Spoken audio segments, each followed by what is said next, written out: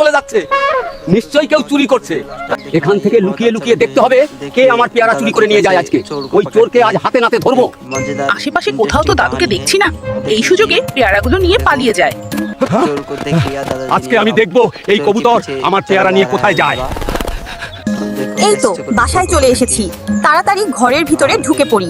ও বুঝতে পেরেছি, তার মানে কবুতরটি মা হতে চলেছে, এই জন্য খাবার সংগ্রহ করে রাখছে। হায় আল্লাহ, এখন তো অনেক ঝড় বৃষ্টি হচ্ছে, আমি এখন কোথায় যাব, কোথায় থাকবো?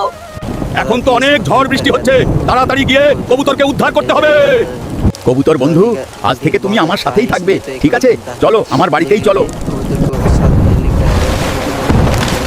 আরে কবুতর, তুমি তো অনেকগুলো ডিম পেরেছো। তোমার ডিমগুলো দেখে আমার খুব ভালো লাগছে। দাদু দেখো দেখো, আমার কত সুন্দর সুন্দর বাচ্চা হয়েছে। দাদু তুমি কাঁদছো কেন? আমি কাঁদছি কারণ সবাই আমাদের ভিডিও দেখে, কিন্তু অনেকেই লাইক সাবস্ক্রাইব করে না।